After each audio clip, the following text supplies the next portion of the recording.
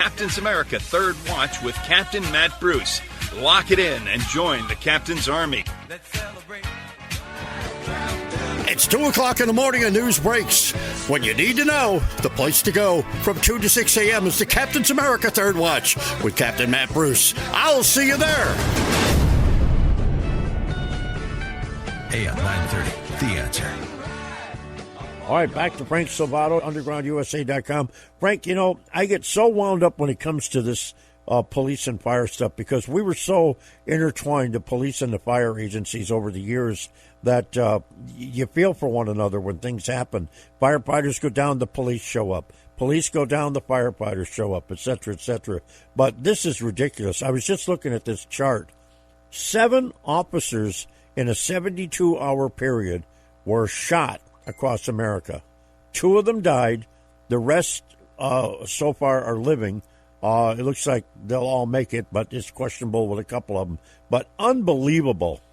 Yeah, it is a brotherhood. You know, there's a friendly rivalry between cops and firemen. But, that's because firemen are better than cops, right? Okay, go ahead. Well, it's the right. We put our check in the right box. That's right. But you know, we're there for each other in the line of duty and in service to the people.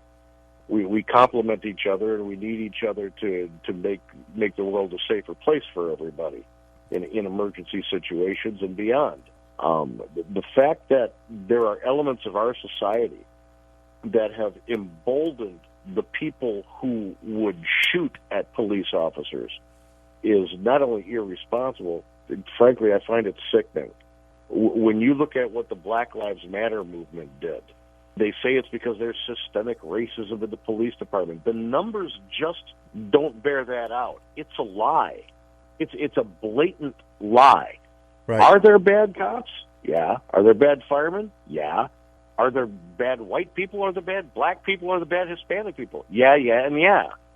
But you don't embolden the nefarious factors of these demographics to go out and take aim at people who go to work every day to defend the innocent when they come into danger and an emergency situation. Mm-hmm. You just don't. And that's what BLM did. They said, you know what? If you're a black gangbanger, it's okay to go ahead and take a shot at a cop because we're desensitizing the people of the United States to cops being shot by saying, you know, cops are bad. Well, you know what? Cops aren't bad. No. We need them. Yep.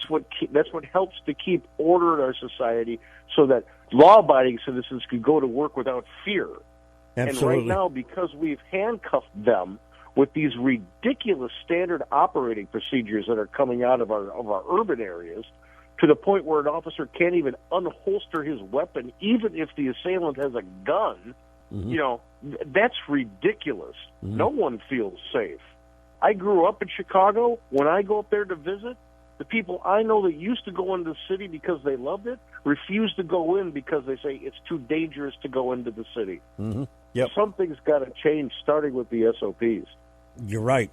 Now, of all people to get in on the Canadian truckers' protests that they've got going on about the shots and the masks and this, that, and the other and all, some other things, Elon Musk from Tesla has sent support to the Canadian truckers, and he's spoken up, and he said Joe Biden is treating the Americans like fools after the president met with GM Ford execs on their electric cars, talking about, well, we got to go electric, everything's going to be electric. No, it doesn't.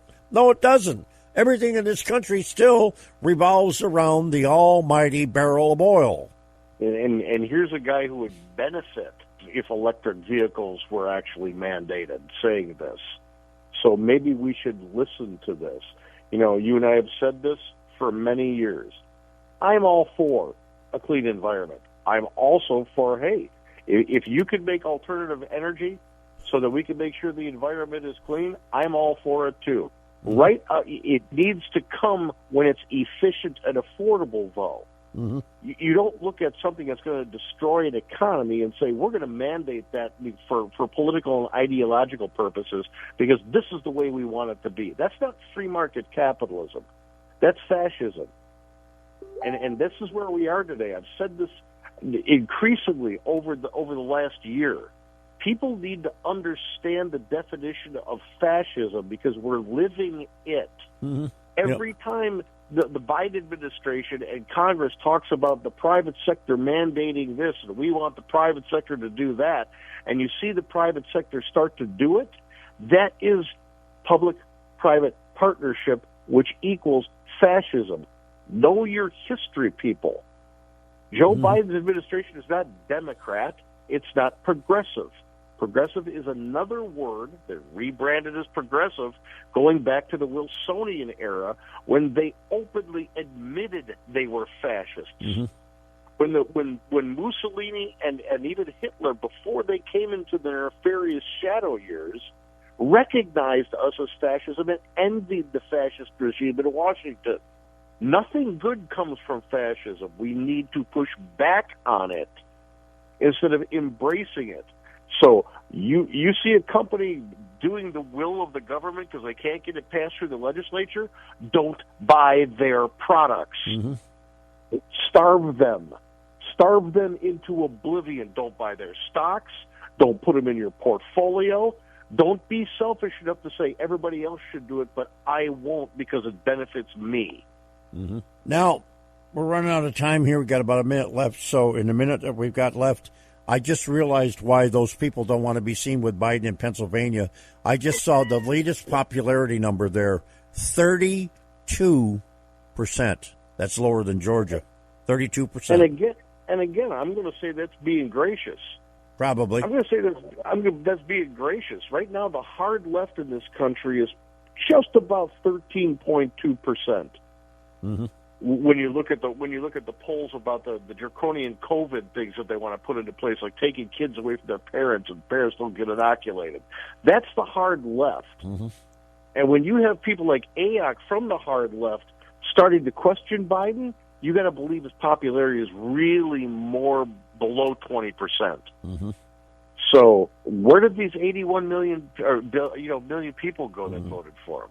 Well, the congressional popularity, let's see, the number of people, Americans that approve of Congress's job performance is now down to 18%. A little bit closer to that 13.2, isn't it? Yep. A little bit closer to that 13.2. So you want to make a change? Make a change. Start looking at the way that your representative actually voted instead of what they shovel to you every election cycle. Look at the way they voted. If they voted like a far leftist, boot them out. Okay, well, stay warm. Here comes the music, and Sunday's going to be the big one. We'll see what happens. Monday morning, we'll all be recuperating, so I'll talk to you on Monday. You stay low and stay warm. You betcha, my friend. Frank Salvato, undergroundusa.com. The website, check it out. You found it, the most listened to radio program in the overnights, the Captain's America Third Watch with Captain Matt Bruce. Lock it in and join the Captain's Army.